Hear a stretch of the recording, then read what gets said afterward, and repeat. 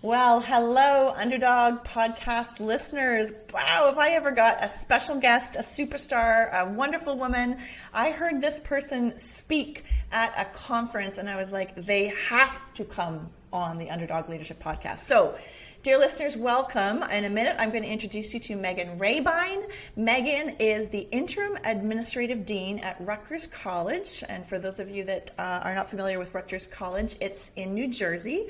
I'd like to share with you, I love celebrating other women and their accomplishments. And Meghan has 20 years in leadership experience in the not-for-profit management space. She's raised millions of dollars in her roles as a professional fundraiser and also has experience in the strategic initiatives role. So she's kind of one of those hybrids, right? Right, Meghan? You know, you're the fundraiser background, but have moved into the strategic conversations and is now leading as interim dean there. Her research that she presented at the conference, which we're going to have a great conversation about, is tied to her doctorate of education that she received from Stockton University. And I'm going to read this word for word.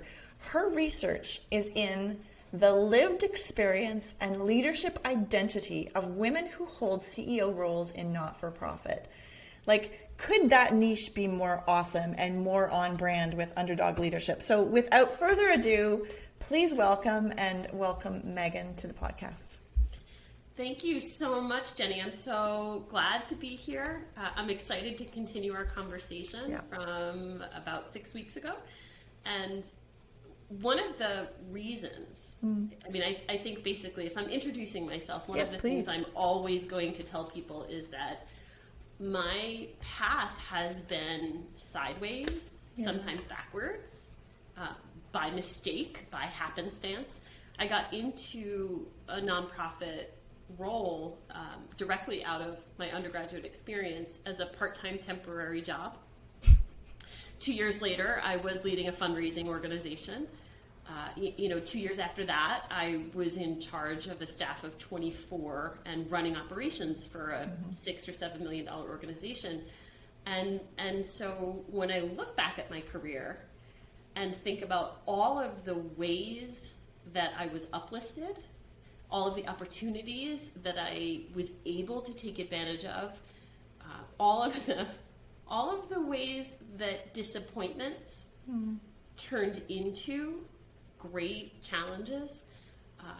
That's kind of how I built the idea of my research and still how I live my life. I took, and you're exactly right, it's the Interim Administrative Dean role.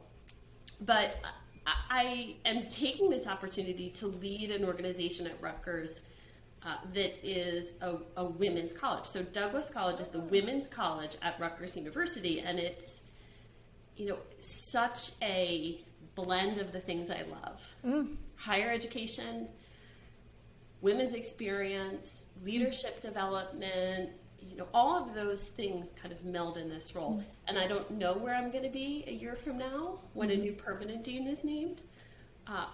But I think that is the lens through which I live my life. Anything is possible. Everything's an opportunity. Oh my goodness. We're like soul sisters here. Okay, take a deep breath, Jenny. Calm down. So one thing that strikes me when you introduce yourself that way is you are living, one of the things I talk about on the podcast is helping number twos become number ones. And you've had that experience of being a number two, being in support, and all of a sudden you're about to step into a number one. How does it feel? Besides nerve-wracking, I keep looking around to see who's going to be me in this new world that I'm stepping into. Friday is my first day as the dean in this role. And, even just thinking through, these are all of the things that I used to do for the dean. Am I going to be doing them for myself? Am I going to have somebody? That's a big piece of it. But also, I think when you are used to being in that number two role, or you're used to doing all of the work to make the people around you shine, one of the things that you need to retrain your brain to think about, and I'm working on it, is how do I think about making myself shine? Repeat that. How do I think about making myself shine? Yeah, because I'm nervous about that. Yeah. I'm a little unsure that I'm going to be comfortable putting myself out there the way that I'm very comfortable putting someone else out there. The dean that is stepping down has been at the college for 12 years. And she shepherded the college through some really difficult times and has created a system that didn't exist when she got here 12 years ago. You know, she's visionary. She's just able to do so much. And the past couple of years, I've been really comfortable putting her out there saying, let's do an op-ed in the New York Times. You know, let's think about getting you on some of these TV shows. And it's so uncomfortable to think about me sitting in that role. I think the thing I'm most nervous about, we do a fall convocation when the new students arrive, the first year students arrive in August. And I think that's what I'm most nervous about right now, speaking to the students and giving them the inspirational message that they need at the start of their college career. That's really putting myself out there in a way. Yeah. What's relating to me is when I was studying music, Meghan, those of you that haven't been listening to the podcast, I was a classical musician, and I had a teacher one time that said, the people that have the most to say are the ones that it's the hardest to say it. And I kind of get that vibe from you. In other words, you care so much, right? Underdog leaders really do genuinely care. And the fact that you're putting the thought into this convocation, A, tells me it's going to be fantastic, but B, also speaks to the kind of person you strive to be. And I just want to acknowledge that. Thank you. Thank you so much. And all of us are cheering you on. All of us, every listener who, so, let's take a minute and dive a little bit into your research, because, if you're listening, right away you hear Meghan identify with you as a hurdle jumper, right? Okay, what's the obstacle? We jump it. Okay, what's the obstacle? We jump it. That's part of the story of successful women. And then you show up in the beginning of this podcast and speak honestly about your fears. And I so appreciate that. The word imposter syndrome, actually, I'd love to hear your take on that, because here's my Cole's Notes take. I actually don't think it helps us to talk about it in the terms of imposter syndrome. My new approach is, can we reframe our relationship with self-doubt? But I'd love to see what the research says, or what you think, Meghan. Tell us about imposter syndrome.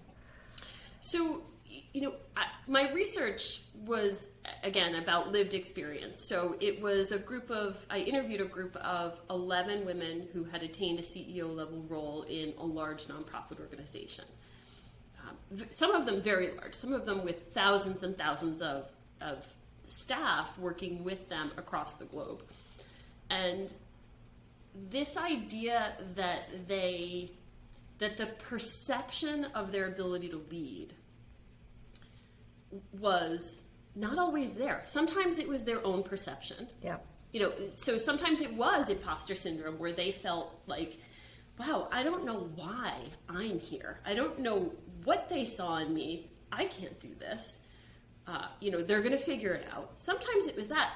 But there was another element of what these women were talking about related, I called it perception barriers.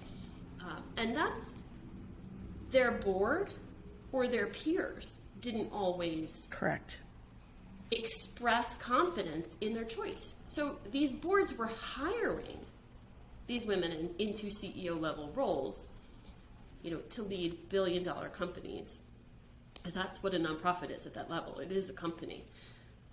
And then they were saying, well, just in case it doesn't work out, we're going to have a backup plan. And their boards were saying this to them. So other times, if they were elevated from a peer position to a leadership position, they were in a position of having to convince the staff that were now reporting to them that they deserved the role. And all three things are really hard to get past. And you called it hurdle jumping. One of my favorite quotes from one of the participants is, I just moved. I was lightning fast. I just moved because they couldn't stop me once I was moving. And that is really, you have to put it aside. You have to compartmentalize it. Mm-hmm. You have to acknowledge it. If you don't acknowledge it, then you're lying to yourself about what's happening. But you can't let it define what you do. So if I'm to paraphrase what you're saying is these women were given the jobs, but at the same time they're given the job, they're told, well, but if it doesn't work out, or we're hedging our bets, or we're not really putting our faith in you, but you'll do for now. Is that correct? Yeah, you'll do for now, or you were the best we could get. Wow. Or you don't quite have the background that we were looking for, but we think you'll be okay. And many of these women were coming from within an organization. They were coming up in an organization, or they were coming up even between and among a couple different organizations that did similar work. Right. So they had lots of relationships. They had lots of good relationships, and still to have your board chair say, we're hiring you as CEO, but we're going to put a job description together just in case. Wow. Just in case. So did any of these women ever contemplate just walking right then and there? Like if you owned your worth, like any comments from them about that? So none of them talked about leaving. They talked about maybe saying, okay, maybe this isn't the right place for me. I'm going to go back to do what I was doing before because I fit there. But for most of them, that was definitely the rare few. For most of them, they relished the idea of the challenge. They relished the idea of, well, I haven't done it before, you don't think I can do it, or I don't think I can do it, so I'm going to show you that I can. Yeah. Which was another theme. These women sought out challenging roles.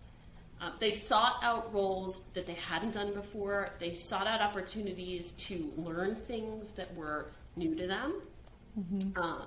And they were comfortable with discomfort, which is something I think we can all learn to do better. Being uncomfortable is okay. Yeah. But it's not a standard habit for typical women, particularly our age. The audience, full disclosure, I turned 50 last year. I was pretty public, so I can't hide, and I'm happy to hide. You know what I took away from that was just watch me, right? These women saying, just watch me. I'll show you. Yep. You know, my dad. Go ahead. I mean, the CEO who had the experience where her board was like, we're not really sure. They never brought it up again. She is beloved. Beloved. I mean, it's, been a couple years. It's been a while. She's got a track record that's pretty amazing. Yeah. Never came up again from the board. So, I think there's something to be said for the ability to compartmentalize. It's not always mentally healthy to do it. Mm-hmm. But in some cases, it's helpful to be able to do it when it's not real. Like these are not real. She was fully capable and qualified for that role. The fact that some of her board wasn't sure had nothing to do with her. Unconscious bias is what's coming up for me, right? Right? Yeah, well, and sometimes conscious. Yeah, well put. Another one of the CEOs that I interviewed talked about how when she went into the interview process for her first CEO level role, which she did not get, she got all the way through, and because she knew someone on the hiring committee who later told her this, she didn't get the role because she was honest that she was a lesbian. She said, I know that we're having this conversation. I really love this role. I think you really love me. I just want to be upfront. I am married to another woman and we have a child. And she did not get the role. And her contact later told her it was because she had disclosed. And,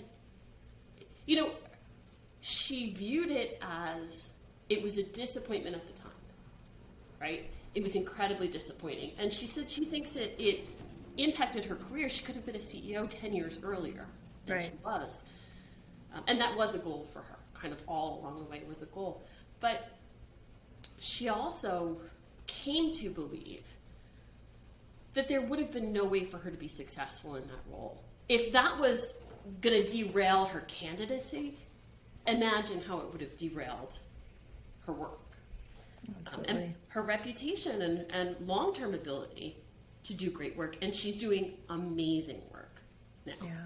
It's like sometimes the universe gives us what we need, right? I mean, I hate to be that passive. I don't mean it like in a passive way, but there are sometimes signs. You know, I want to pick up on the sought out challenging roles piece, because there's so many parts about that I identify personally with. You know, my dad has this saying for me that he says, well, Jenny, if it was easy, you wouldn't want to do it. Right? And there's some kindred spirits out there, you know, those underdogs out there that like they like it because it's hard, right? And it's really kind of masochistic as well. Like I just want to own that. But it's like, ooh, fun. I've never done that before. What could I learn from that? And I really took away from your research when you presented that these were women that were, I don't know if the word fearless is the right word, because it's consciously choosing to be on that growth edge and to take on that level of arc of learning curve constantly. Like, what were some examples, or what was those, you've described them, those trends across all of those interviews you did? Well, fearless is a great way to describe it, because that's how they approached it. I mean, you know, if you think about, you do something, being brave is doing something even though you are afraid. So maybe not fearless, maybe brave. But they all started their careers in the way that you start a career. You know, you take the position that you're able to get when you start looking for work. You take the position you're able to get, and you do the best that you can in that position. And each one of them, though, had an orientation to the idea that I'm never going to settle, right? So I'm going to take the first job I can get, but if it's not where I want to be, I'm going to figure out how to be where I want to be. So, for example, one of the women went into her career in a program role, but knew early on that she wanted to lead. She wanted to be a CEO. And so she job hopped, which is fairly common in a fundraising world, but not necessarily outside of a fundraising world, or at least it wasn't 20 years ago. Yep. She job hopped because that was the way she knew she could get as much experience as possible. You know, another had a male mentor who saw something in her that, you know, he thought, you can always do more. And it took her a while to believe that she could do more, but once she believed it, she never stopped looking for the next thing. And actually she was leading a smaller division of an organization, and was in a leadership team meeting where a recruiter, one of the head of HR, said they had been trying to fill this leadership role and they couldn't because there was literally nobody qualified. She kind of looked around the room and said, I'm qualified. What are you talking about? Yeah. And when she said it to him, he looked at her and he was like, well, you don't have this, you don't have that, you don't have... She said, oh no, I do.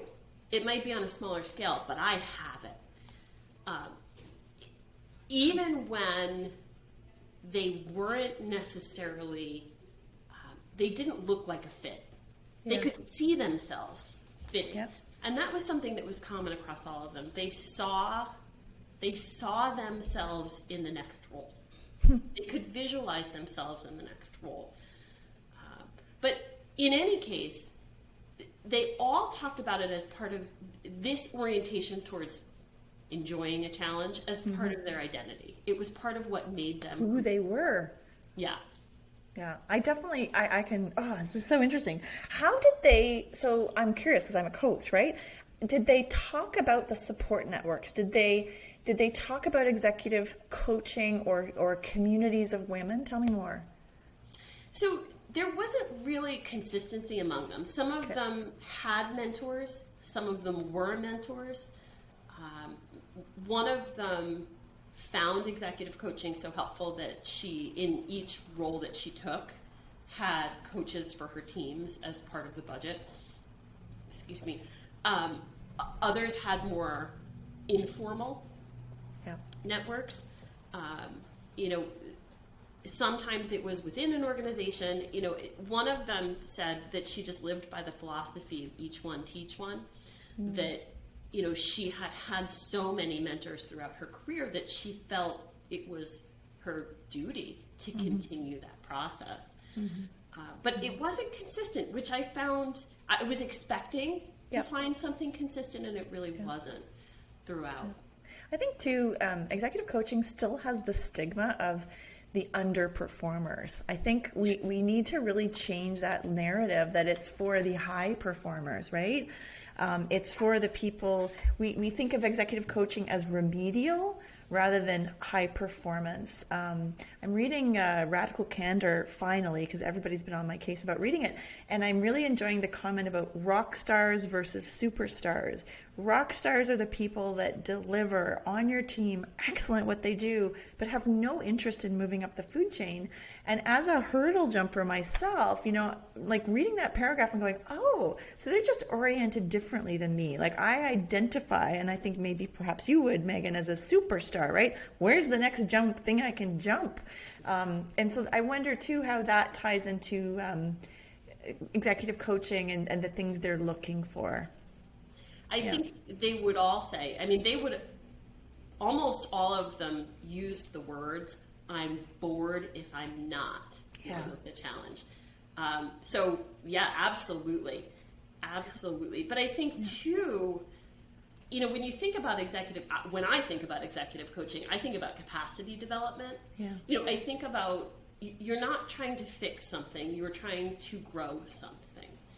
And that fits in, so the theoretical framework for my research was this idea of vertical leadership development, which is, so if you think about a spiral staircase, you might come back to the same spot on the floor over and over again, but you're changing your perspective as you move up the staircase. You're able to see differently, more. You're able to make connections that might not have been there. And that's what this idea of vertical leadership development is. And coaching fits well with that because you're not coaching to teach skills. You're coaching to teach perspective. You're coaching to teach the ability to think beyond the now and into the next. And that was another thing these women all had in common. They really could see almost like beyond the curve. Ooh. They were thinking about every decision they made was not about responding to the situation they were in, but about responding to the situation they were in and the situation they thought was coming next. So none of them predicted the pandemic. Nobody could. But one was CEO of a large hospital system, and she said, we're triaging every day. Yeah. But I have to think about how the decisions I make now are going to set us up for 3 years from now when hopefully we're past this pandemic. And, all of a sudden I have this whole structure that was built to handle a pandemic, and the pandemic's gone. I'm knocking on wood as I say that. But, another said, every decision I make, I have to think about in context of hundreds of thousands of volunteers around the world, because the decision I make isn't just affecting the people that I work directly with. It's going to affect somebody in Bangladesh 20 years from now. And I don't know what they're going to need or what disaster they're going to be responding to. That global perspective, that compassionate leadership, some of my language around that the decisions are not one-offs, that they're connected and interconnected. I think that's a unique perspective. I believe that women bring to the table. One thought that comes to mind, I have one of my gals in my leadership breakfast group who was unapologetic about the pandemic, saying, I thrive in chaos. Like, I am just happy because we just blew this thing up. And she works in a very structural, very governmental institution. And she was the happiest person to clown because they couldn't do things. Was there any research on that, Meghan, that aligned with yours? One of the CEOs took the opportunity to completely blow up her leadership structure. So, she was the first woman in a CEO level role in this organization. It had a fairly hierarchical structure when she took the role. And she came in and said, okay, so the pandemic is here. It's completely changed the way we work. It's made us more human-centric in our policies, but we're still making decisions the same old way we used to. So she blew up her hierarchy and created a distributed leadership structure that was more aligned with the mission of the organization, first of all, but extended leadership decision making down to levels in the organization that had never been able. Talk about number twos taking on these were number threes and number fours, and all of a sudden they were making decisions about the direction of their part of the organization. So interestingly, she said, it moved out the people who weren't comfortable in that structure. Kind of naturally, they just weren't there, and they didn't stay. But it diversified in terms of gender, race and ethnicity. It just diversified who was leading in her organization in a way that aligned perfectly with the mission of the organization. She said, I could never have done it if it wasn't for the pandemic. If we weren't already so unsettled and taken out of our comfort zone, it would have been too hard a change to make all at once. But the pandemic gave her the opportunity to do it. We're going to be doing good research on this for a long time after this, won't we? Yeah. I mean, there were other organizations that said we've had our greatest fundraising years ever. We're just really blossoming as an organization. But for everybody, it was the human challenge was for the sure. biggest one. And I think there's a long tail on it. We'll find out more, right? I was reading about Haley's comment. It just feels like the pandemic will have this long tail to it for a long time. There was another expression you used that I want to sort of unpack. The glass, what did you call it? The glass. Yeah. What was it called again? The glass cliff, a glass cliff appointment. Yeah. Tell us about that. I had never really, I had heard of it, but never really unpacked it prior to doing this research. And it was, so the glass cliff is this idea that women or underrepresented groups, but particularly women, take leadership roles in organizations that are more financially precarious than the average. The original research grew out of, it was a group of British financial companies. And the original research looked at share prices prior to and after the ascent of a woman into a top-level leadership role.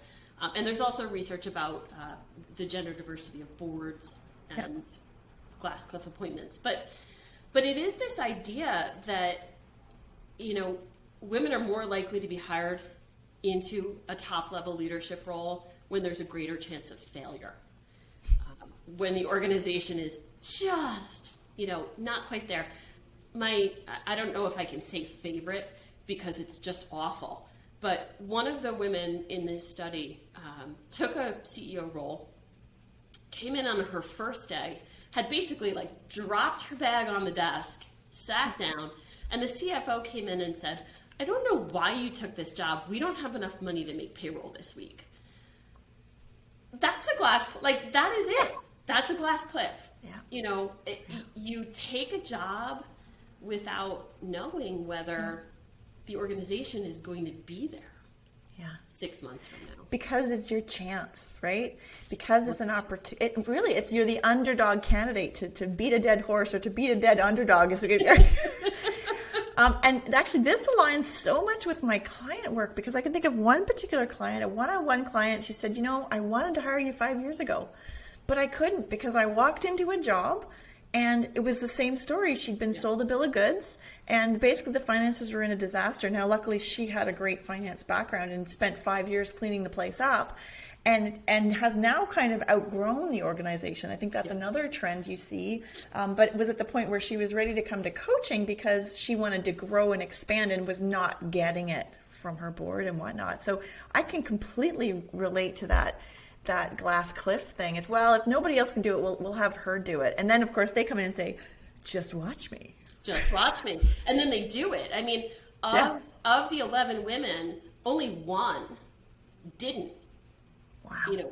Didn't survive and thrive in their glass cliff appointment. And the one who didn't, it was her choice to go to another organization, because she said they're not behind me. They're not there to make the decisions that I need to make. She came in with, something like a 20% deficit budget, and did not have the backing of the board to make changes that she needed to get the organization to fiscal stability. But the glass cliff. It's funny you say, your client. She took a role without knowing it was a glass cliff role, and that happens too.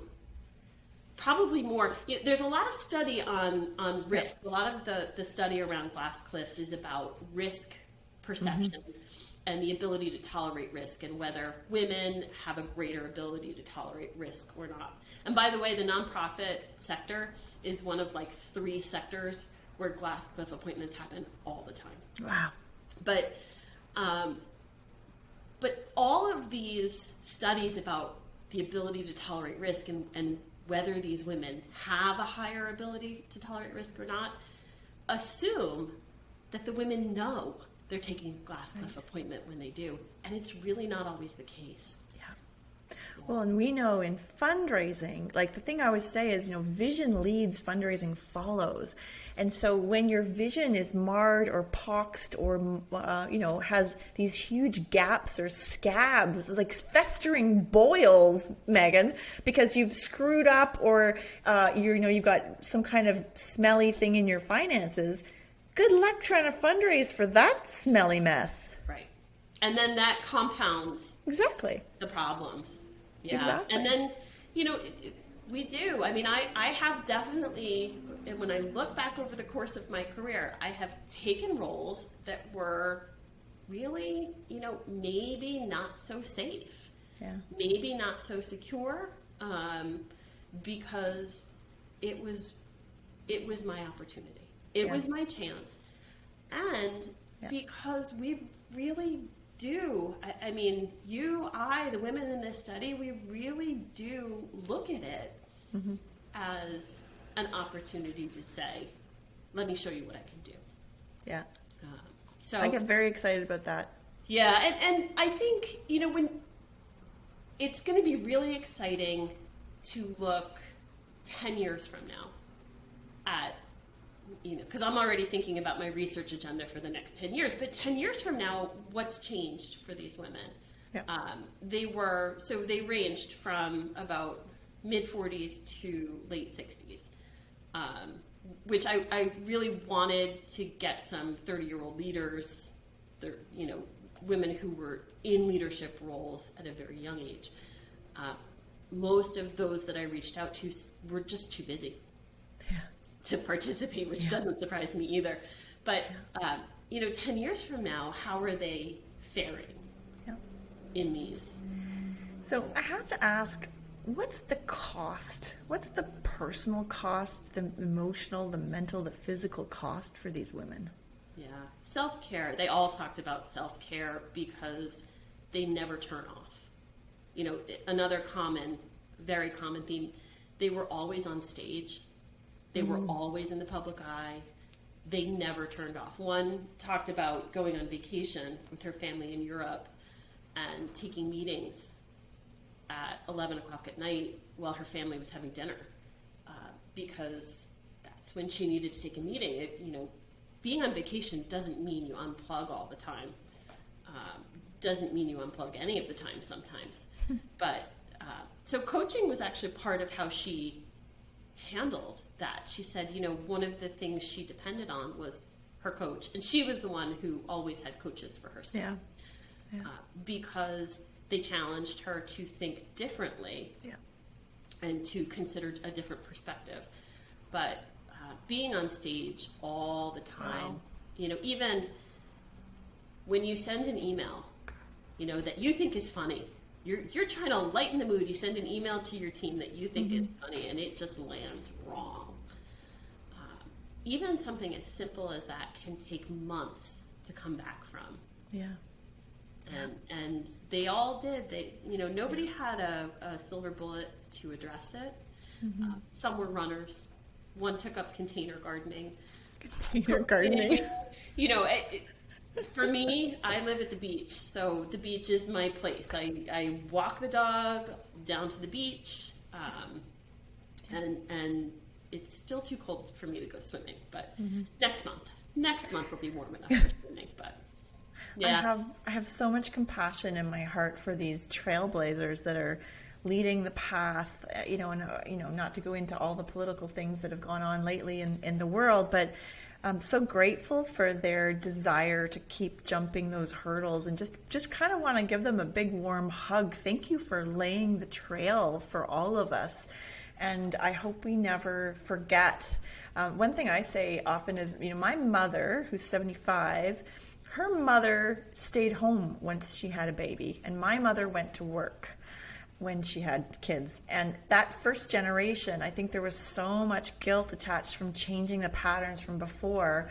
I feel like my mom worked, I should have a better handle on this, and here I am still kind of living in two different worlds. And like you, I wonder about the 30-year-old or the 25-year-old mom, and if she has, not everybody has it, but if you have this burning desire, like, I always say there's some women that are just like, and this is politically incorrect too, but I'm just going to say it, motherhood, and it's like, is this all, right? Like wanting more and wanting to be part of the decision-making process. That's where that number 2 to number 1, to have some kind of control or to impose. And your research also said that women are less motivated by money and titles than they are by impact. And I have seen that, like you've just described it, and I've seen that in spades, and yet the whole structure is set up with money and titles, right? It's like, when do we get our say in this hierarchy, Meghan? Well, and I mean, I think the nonprofit is almost nonprofit sector. So more than 75% of the people who work in nonprofits identify as women. Less than 25% of the CEOs of nonprofits that have like $10 million a year or more in revenue identify as women. Like, there's a flip there that's happening. So we make up the majority of the workforce and almost a super minority of the top level leadership. It changes a little. So something like 80% of nonprofits have 4 or less staff, have $1 million or less in revenue a year.